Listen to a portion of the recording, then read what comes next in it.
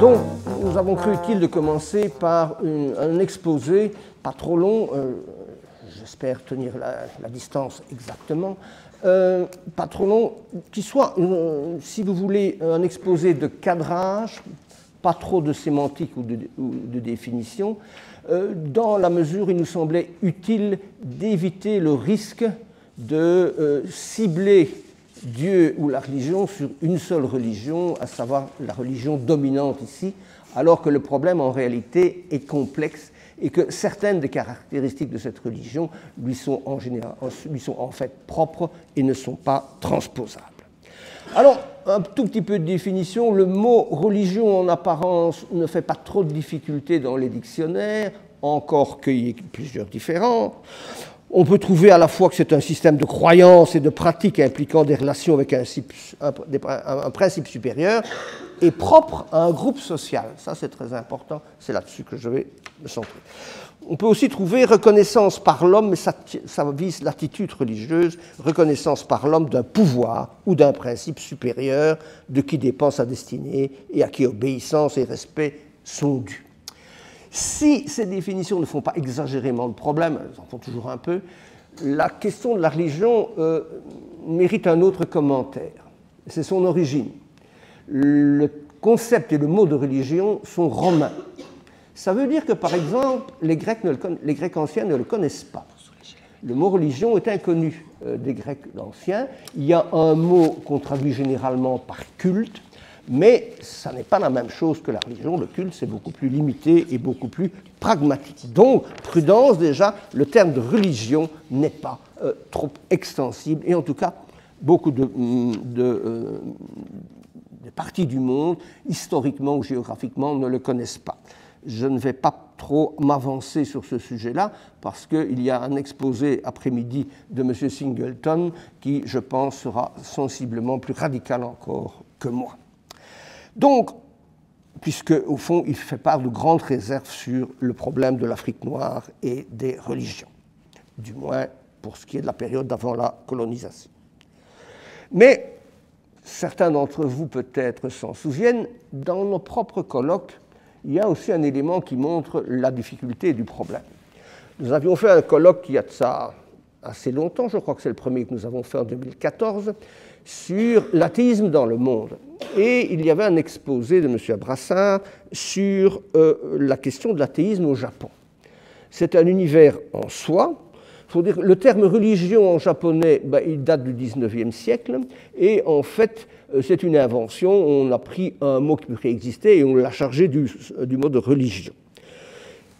Si, comme M. Brassard l'avait fait, on regarde les sondages sur les croyances au Japon, on se retrouve devant une véritable aporie. Un quart des gens ne répondent pas. Or, dans les autres pays hors asiatiques, on n'arrive jamais à 5% de non-réponse. Mais un quart des Japonais disent « on ne sait pas ». 31% se déclarent athées, c'est le record du monde. Le même chiffre disent « non, nous n'avons pas de religion ». Il y a 15% des gens qui se déclarent religieux. Qu'est-ce que ça prouve? Ça ne prouve pas que les Japonais sont athées ou indifférents. Ça prouve que les Japonais ne comprennent pas la question. Ils ne comprennent pas ce que ça peut vouloir dire je suis religieux, je crois, etc. Sauf quelques groupes qui sont occidentalisés, bien entendu, qui eux répondent. Ce sont les protestants du Japon qui répondent. Les autres ne savent pas où se situer par rapport à ça. Donc, dans l'espace, on a de sérieux problèmes aussi sur ce que c'est la religion. Oui, le Japon ne compte pas d'agnostique, ça n'existe pas, personne ne dit qu'il est agnostique au Japon, parce qu'ils ne comprennent absolument pas ce que ça peut vouloir dire. Donc, c'est très spécial. Donc, l'univers religieux occidental, il existe, et c'est celui qui nous concerne le plus, mais attention que ce n'est pas facile.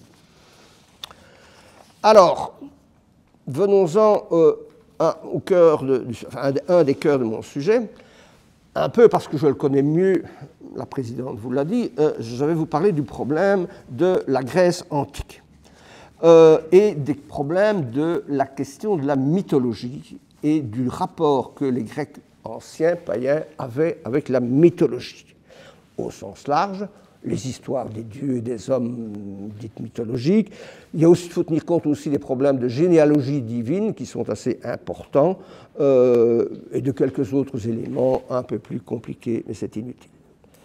Donc, il y a là un vrai problème, et chance pour moi, il existe depuis assez longtemps un ouvrage qui en traite longuement, un ouvrage paru en 1983 et qui porte un titre tout à fait évocateur, « Les Grecs ont-ils cru en leur mythe ?» C'est l'œuvre d'un historien français, Paul Venn, professeur au Collège de France, qui vient de mourir il y a quelques jours, le 29 septembre, il vient de mourir, Paul Venn. Il a eu droit à une page entière dans le journal Le Monde. C'est un historien un peu non conformiste, c'est tout à fait clair. Je ne le suis pas sur tout, et notamment sur le fait que sa mise sur un pied de stricte égalité de tous les régimes de vérité. Je suis plus rationaliste que ça, mais ça n'a pas énormément d'importance ici. Bon, je vais le suivre assez largement dans un premier temps. Alors, petite précaution pour qu'on comprenne bien les choses. Les anciens ont beaucoup de problèmes avec leur Dieu. Pourquoi? Mais parce qu'ils se trouvent devant un univers mythologique avec des dieux difficiles à comprendre. Les Grecs ont bien compris que leurs dieux étaient immoraux. Hein, ça n'est pas un problème. Mais ça ne les a pas beaucoup refroidis. Ils ont aussi compris que leur mythe mêle les hommes et les dieux. Or, ça ne se fait plus. Mais les Grecs ils sont très perplexes là-dessus, ils ne savent pas combien de temps il y a avant eux. Ils sont un peu dépourvus, et c'est très embêtant pour eux parce qu'ils se posent la question, mais pourquoi il y a la fin de cette situation archaïque? Ils sont à peu près d'accord pour dire que c'est la guerre de Troie, l'Iliade et l'Odyssée et Homère, qui est presque un dieu pour eux, qui met fin à l'âge archaïque du mélange des hommes et des femmes. Mais c'est un vrai problème pour eux. Et là-dessus, ils sont à peu près d'accord. Alors, ils se demandent aussi, ce n'est pas très clair pour eux, mais est-ce que l'univers est perpétuel ou est-ce qu'il ne l'est pas? Ce qui complexifie encore les problèmes. La réponse la plus fréquente, c'est que le monde existe depuis 1000 ou 2000 ans, qu'il pourrait être détruit par un déluge, mais qu'après le déluge, on recommencera. Certains pensent à l'éternité du monde, on en reparlera. Mais l'idée de progrès, par exemple, et de changement leur est complètement étrangère. Tout à fait. Platon dit tout à fait que le monde est complet tel qu'il est, il est terminé, et il n'y a pas de place pour le changement. Platon, là-dessus, est très clair. Platon n'est pas le seul dans l'Antiquité, mais il n'est pas très original là-dessus, même si je vous en parlerai, il y a des différences. Donc, les caractéristiques de la mythologie, je vous l'ai dit, c'est ces histoires incroyables et souvent dites immorales de la vie des dieux, qui sont très humains et même un peu plus que nous, effectivement. Dieu et les hommes se mêlent. Alors, il y a des traits de scepticisme par rapport à ça. On a par exemple Xénophane et Aristophane. Xénophane dit à un certain moment il ne faut pas qu'on raconte des bêtises mythologiques dans les banquets. Et dans Aristophane, à la fin d'une de ses comédies, il y a un fils qui dit à son père allez, il ne faut pas que tu racontes n'importe quoi dans les banquets sur les dieux et tout ça, ça n'a pas de sens.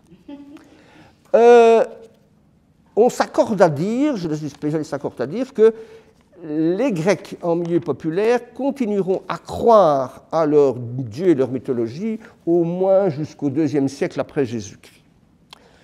Il n'en va pas du tout de même, et c'est plus intéressant pour nous, dans les milieux, disons, lettrés et cultivés à partir de l'époque hellénistique, grosso modo. Mais il y a différents, ça n'est pas si simple ni si net non plus. Il y a d'autres critiques, mais beaucoup plus modérées, effectivement, et qui sont assez curieuses. Thucydide passe, ou du moins a longtemps passé pour un historien sérieux et scrupuleux. Ce n'est pas intégralement faux, même si aujourd'hui on a pu démontrer il y a quelques dizaines d'années que ce qu'il raconte sur les périodes anciennes est pure invention. C'est même un prof de l'ULB, de la VUB, qui a démontré ça dans sa thèse de doctorat, et qui a révolutionné toute l'histoire d'une partie du monde antique. Mais n'empêche que Thucydide, il dit, Minos, c'est-à-dire le roi de Crète, qui est mythologiquement fils de Zeus, Minos, bien entendu, est le personnage qui a le plus anciennement connu, qui ait eu une grande flotte. Il ne met pas en doute l'existence de Minos. Il y croit. Il y croit, c'est comme ça. Si on prend son prédécesseur qui a moins bonne réputation, Hérodote, le cas est encore plus curieux de voir comment fonctionne la relation à la mythologie. Hérodote, son livre, le titre, on le traduit parfois par enquête plutôt qu'histoire, et c'est vrai que c'est un enquêteur. Il va en Égypte et il traite du culte et du mythe d'Héraclès. Les Grecs et les Romains croient que tous les peuples ont la même religion, les mêmes dieux sous des noms différents. Donc l'Héraclès, il trouve un équivalent en Égypte et ça lui semble bon. Seulement, il voit tout de suite que ça ne marche pas à plusieurs égards. Ça ne marche pas parce que il s'occupe quand même des dates et il voit que ça ne correspond pas du tout comme récit au récit grec. Alors, il se penche sur les Phéniciens par rapport à l'équivalent d'Héraclès et ça va encore plus mal. Qu'est-ce qu'il conclut? Mais absolument pas qu'il y ait de grands doutes sur Héraclès. Il conclut qu'il n'est pas impossible qu'il y en ait deux. Dans un régime polythéiste, en ajouter un, ça ne change rien. Donc, il pense. Alors, il est embêté parce que les Égyptiens racontent que Héraclès, à un moment donné, a tué tous les Égyptiens. Il dit ça n'est pas possible parce que Héraclès n'a pas encore été divinisé. Donc, c'est sûrement faux, mais il en déduit à peu près rien sur Héraclès. C'est comme ça que font les Grecs. Ça crée évidemment un problème, mais l'intéressant, c'est de voir que par rapport à nous et même aux chrétiens, la question du vrai et du faux ne se pose pas. Elle n'est jamais réellement posée. Il y a des critiques, mais elles s'arrêtent toujours assez vite. Il n'y a pas de doute sur le fond de l'affaire. Alors, c'est au fond une connaissance par tradition, par reconnaissance de l'autorité, et surtout, par exemple, l'autorité d'Homère, là, personne ne la met pratiquement en doute, ou de manière très très partielle, mais Homère n'est pas contestable et ça pose évidemment un problème. On a même un poète très archaïque, Hésiode, là on est au 7e siècle avant Jésus-Christ, qui n'hésite pas à dire dans son grand livre sur la généalogie des dieux, la Théogonie, il n'hésite pas à dire que parfois les mythes mentent. Et qu'est-ce qu'il en tire comme conclusion? Absolument rien. Absolument rien. Parfois ils mentent, mais c'est comme ça. Même Platon, à un certain moment, dit oui, il ne faut pas manquer une occasion de s'instruire ou de trouver par soi-même, mais si on est incapable de l'un comme de l'autre, eh bien, il faut prendre les traditions humaines, ce qui paraît le meilleur et le moins contestable, pas au-delà. Pas du tout, pas du tout.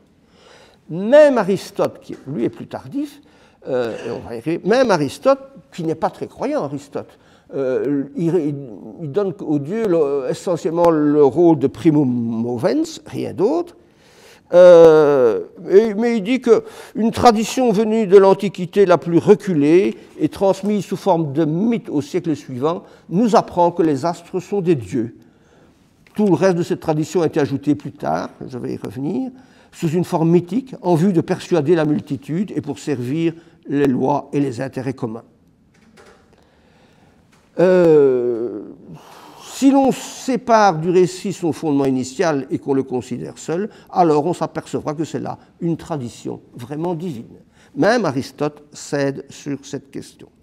Alors, c'est une parfaite illustration de l'évolution. À partir de l'époque hellénistique, on va se trouver devant une coupure entre le monde cultivé et le milieu populaire. Et le milieu cultivé va assez bien écrire sur les mythes et sur les problèmes qu'ils posent. Et le fait qu'ils ne trouvent aucune solution est assez intéressant. Donc, en fait, qu'est-ce qui va se passer? Ils vont voir qu'il y a des problèmes et ils vont réagir de deux manières. Une dont je vais très peu vous parler parce que c'est nous engager dans une longue voie.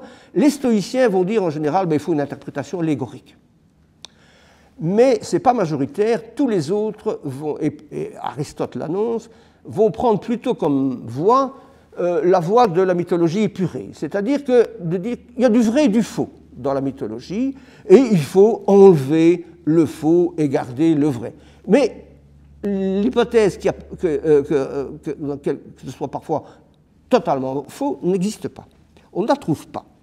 C'est tout à fait curieux. Donc ce qu'ils font, c'est qu'ils enlèvent ce qui leur semble impossible ou ce qui est contredit par des faits. Ce qui est impossible, eh bien, c'est par exemple l'existence des êtres mixtes. Galien, qui à mon avis est une très bonne tête philosophique, une des meilleures de l'Antiquité, va dire non, les centaures, ça ne peut pas exister, c'est des mixtes entre un cheval et un homme, les centaures, ça ne peut pas exister, ça c'est sûrement mensonger. Et pour aller plus loin, il n'y va pas. Donc, on est devant cette situation qui est critique si on veut, mais extrêmement limitée, extrêmement élémentaire. Donc, les Grecs sont dans cette relation permanente avec leur mythologie. Tout au plus, les lettrés, Paul Venn appelle ça les doctes, disent minute, il y a du faux là-dedans. Il y a des choses extraordinaires. Prenons aussi quelqu'un qui n'est pas mauvais, Pausanias, qui est assez tardif, 2e siècle de notre ère, qui fait un tour en Grèce. Il écrit un ouvrage en 10 livres. Les 7 premiers sont assez critiques à l'égard de la mythologie Et puis on arrive au 8e et il change d'avis. Et il dit, mais au fond, il y a peut-être des vérités, de grandes vérités dans ces histoires mythologiques. C'est peut-être bien vrai. C'est tout à fait particulier. Au total, quand vous regardez les périodes les plus récentes de l'Antiquité, je veux dire jusqu'au IIe siècle, après c'est un autre problème, par exemple, même Lucrèce ne met pas en doute l'existence de la guerre de Troie. Vous me direz que même au XIXe siècle, chez nous, on continue à y croire, alors que Schliemann dit j'ai découvert les restes de Troie, restera prouvé, qui correspondent à ceux d'Homère, restera prouvé que tout ça existait et rien ne le démontre vraiment en réalité. Vous prenez un bon historien comme Polybe au IIe siècle, un des plus réputés, à juste titre, parfois il prend ses distances vis-à-vis des mythes, ça existe, parfois il dit bon, ça ne tient pas la route, mais il y a des cas où il ne le fait jamais, notamment, ça existe dans la mythologie, dans les généalogies, c'est que la plupart des cités ont un mythe officiel. Eh bien ça, il ne les met jamais en cause, jamais, jamais, jamais, c'est tout à fait étonnant. Strabon, qui est légèrement antérieur, ne met pas en doute l'existence de Dionysos, d'Héraclès. Pour Ulysse, il est un peu critique, il dit non, Ulysse ça a existé, mais tous ces voyages, c'est une invention. Le retour d'Ulysse, ça c'est une invention. Les Grecs ne résoudront jamais ce problème. Alors, est-ce que les Grecs ont cru à leur mythe? C'est ça la réponse que vous attendez. Eh bien oui, ils ont cru à leur mythe d'une certaine manière, mais à une condition sans laquelle on se trompe du tout au tout. Ce que nous appelons croire et ce qu'ils appellent croire, ça n'a pas beaucoup de rapport. Les Grecs connaissaient pourtant la différence entre le mythe et le logos, mais je ne vais pas recommencer les thèses de Vernon, ça nous mènerait trop loin, mais en réalité, ce qu'ils appellent croire, c'est quelque chose de très approximatif et de très crédule, qui n'a rien à voir avec le croire des chrétiens, par exemple, avec notre croire peut-être un peu plus, mais même pas. En réalité, les Grecs ont une logique, ce que Venn appelle un cadre ou un système de vérité qui n'est pas du tout le nôtre. Et donc, le croire de ces religions-là, les Grecs n'en ont pas le monopole. Hein. Le système des hindous est à peu près symétrique. Et lui, comme il perdure, on a même des choses comiques.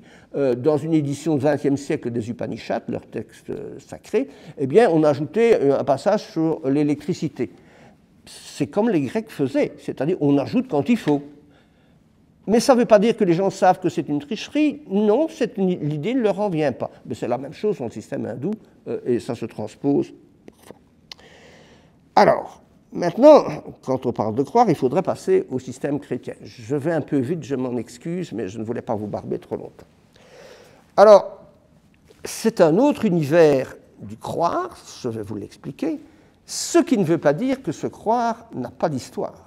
Il a pris plusieurs siècles à se construire, la conception chrétienne de la foi et du croire, mais on arrive à des choses très différentes. On peut pour commencer se poser une bonne question par rapport à ce que je viens de dire, la mythologie. Est-ce qu'il y a une telle différence entre les récits mythologiques et les histoires de saints ou de martyrs? La réponse est non. La réponse est non, sauf sur un point, par exemple, les saints et les martyrs, à partir du moment de leur conversion, n'ont jamais de comportement immoral. Ça, c'est une moralité particulière, mais ils sont toujours très stricts. Ceci dit, il y a beaucoup de récits de saints et de martyrs, et surtout des saints, qui commencent en disant, oui, dans sa jeunesse, il a mené une vie assez dissolue, et puis il a trouvé la foi, et à ce moment-là, il n'y a plus de problème, effectivement. Mais bon, en dehors de ça, qu'est-ce qu'il y a? Il y a une différence fondamentale et qui est intéressante. Qu'est-ce qu'ils ont au lieu des mythes? Ils n'ont pas de mythes, ils ont des miracles. Les chrétiens ont des miracles. Et c'est ça qui fonctionne le plus près des mythes. Et les miracles, c'est extrêmement important parce que ça pèse, on l'imagine mal aujourd'hui, mais ça pèse lourdement dans l'espèce de discussion sur les preuves du christianisme. Les miracles, c'est très important, à un point tel que dans les évangiles, les miracles tiennent à peu près le tiers de la place, les miracles de Jésus.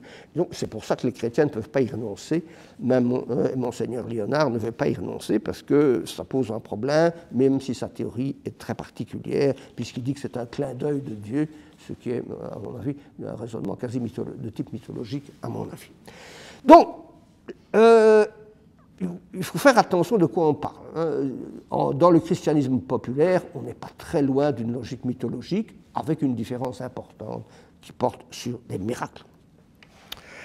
Alors, qu'est-ce qu'on a comme premier texte chrétien qui permet de se poser la question? Je vais passer au-dessus de Paul. Il y a un texte très curieux à la fin de l'évangile de Jean. L'évangile de Jean, ça nous met fin du 1er siècle. Et à la fin de l'évangile de Jean, il y a un appendice. L'appendice de l'évangile de Jean, il est rédigé, semble-t-il, par quelques disciples. Et la fin de l'évangile porte sur la question de la mort de Jésus. Et alors ces gens disent, à propos de l'évangile, nous savons que son témoignage est vrai, que Jean dit vrai quand il raconte la mort du Christ. Petit problème, ils ne peuvent pas ignorer, pour des raisons chronologiques évidentes, ils ne peuvent pas ignorer que Jean n'a jamais pu voir la mort du Christ. Mais c'est aussi l'argument d'autorité, une sorte d'autorité, ça c'est relativement proche de la mythologie. Donc, on en est là. Mais ça ne va pas durer, les chrétiens se posent d'autres questions, ils ont d'autres problèmes et d'autres facilités. La question du temps ne joue pas de la même manière chez les chrétiens. Ils ont d'abord l'Ancien Testament, qui leur donne un récit continu. Et alors, il ne faut pas oublier que, c'est très important pour le christianisme, Jésus est un personnage historique, qui a réellement vécu, ce qui donne aussi des limites. Alors, au IIe siècle, le plus simple, et au fond, il n'y a pas grand-chose avant, c'est de prendre l'apologiste Justin, qui était bien étudié par Robert Joly, c'est lui que je suis ici. Justin, fin du IIe siècle, réfléchit sur la foi. Et il en donne une version qui ne sera plus suivie au bout de quelques siècles.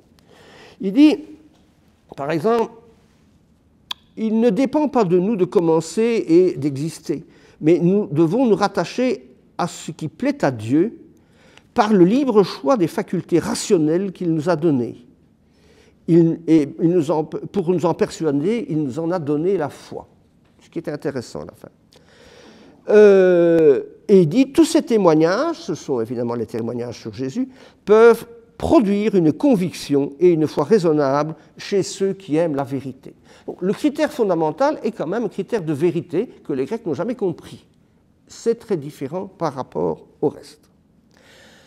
Alors, j'arrive à la suite. La suite, c'est Saint Augustin. Saint Augustin, ça nous mène fin du IVe siècle, parce que lui, comme Saint Augustin a été un homme d'une exceptionnelle prolixité, je ne sais pas s'il y a quelqu'un qui a écrit plus que lui dans l'Antiquité. On n'en finit pas avec Saint Augustin.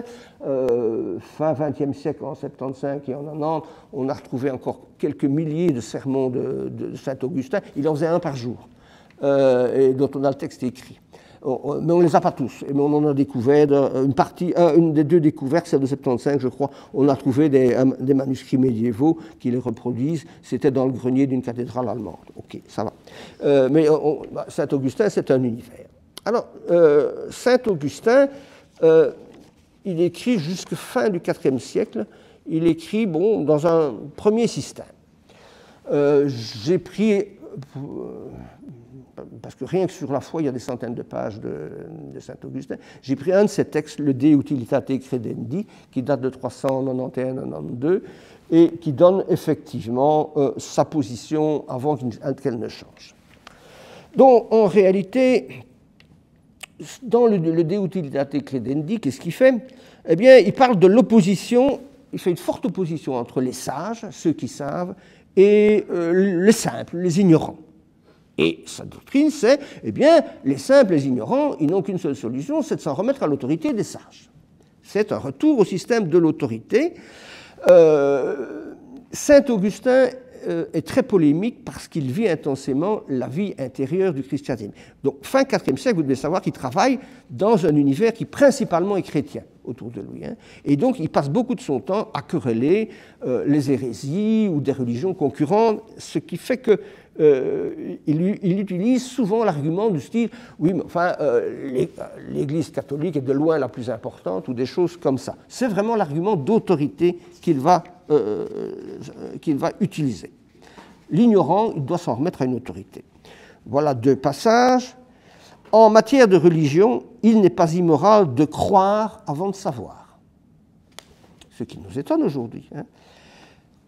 Alors, c'est une idée sur laquelle il insiste beaucoup. Croire par la raison est une affaire considérable. Le De Utilitate Credendi, c'est un texte qu'il adresse à quelqu'un. Il dit crois-tu que tous soient capables de suivre les démarches rationnelles qui mènent l'esprit humain à la connaissance de Dieu? Quelle méthode plus saine que de commencer par se rendre capable de percevoir la vérité en accordant foi à ceux que Dieu établit pour former et guérir l'esprit.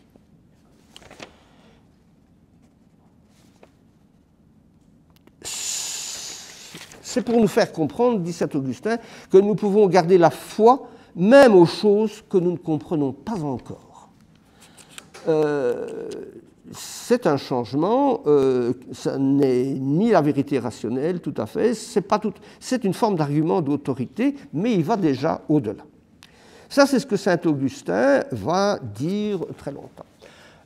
Mais en 397, il explique lui-même, je vous dis, saint Augustin explique tout.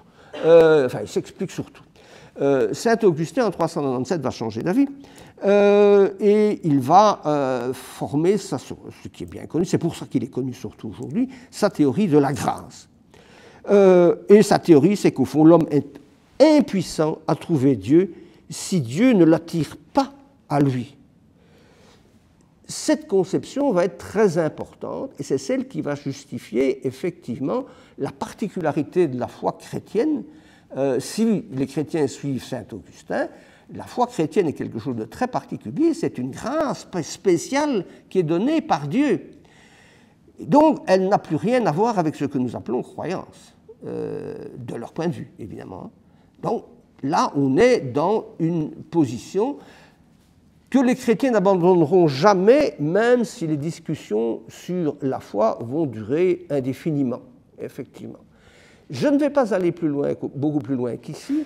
Sur l'histoire de la foi, il existe un ouvrage fait par un Belge, le futur chanoine Roger Aubert, Le problème de l'acte de foi. Il y en a pour 800 pages et il s'arrête aux années en 1945, mais il a fait plusieurs éditions. Je vais rester là. Donc, qu'est-ce que la foi chrétienne? C'est quelque chose, effectivement, où Dieu joue un rôle important, éventuellement qu'il nous la donne. Un philosophe rationaliste récemment a proposé, au fond, il est proche de l'union rationaliste, Jean-Paul Joiry, que la foi du type chrétien, il dit très clairement, ça n'a rien à voir avec, ce que nous appelons croyance, et qui est proche de la superstition, etc. Ça n'a rien à voir. C'est un principe d'espérance, une vérité qui est dans le sujet. C'est une recherche dans le sujet, une recherche de Dieu. Saint Augustin est bien d'accord là-dessus, qu'il faut chercher Dieu, qu'il faut le chercher longtemps. Ceci étant dit, je vous explique le point de vue des chrétiens, rien ne nous empêche à nous de dire que c'est une forme de croyance qui est le terme le plus générique pour tout ce genre de choses. Il n'est pas nécessaire de croire. Mais il faut bien avoir en tête que les chrétiens ont cette spécificité qui est arrivée progressivement et qui est fort diverse. Les chrétiens se sont évidemment beaucoup posé de questions sur les rapports entre la grâce et la raison, évidemment, et les conséquences que la théorie de Saint-Augustin a, qui sont extrêmement lourdes sur le plan de la liberté humaine. Les protestants, qui ont d'abord adhéré fortement aux positions de Saint-Augustin, ont plein de problèmes avec ça, et aujourd'hui, ils ont pratiquement souvent abandonné la théorie de la grâce parce qu'elle pose trop de problèmes pour nous en termes de liberté humaine. Ce que je voulais démontrer, et je n'en termine pas là, c'est simplement ceci, c'est de vous dire que les religions représentent un ensemble très divers dans le monde, dans l'espace et dans le temps, et qu'il faut bien avoir ça en tête. Il n'y a pas de synonymie entre croire et religion. Il y a effectivement tout un jeu dont je vous ai seulement donné quelques échantillons que M. Singleton va compléter cet après-midi. Je vous remercie.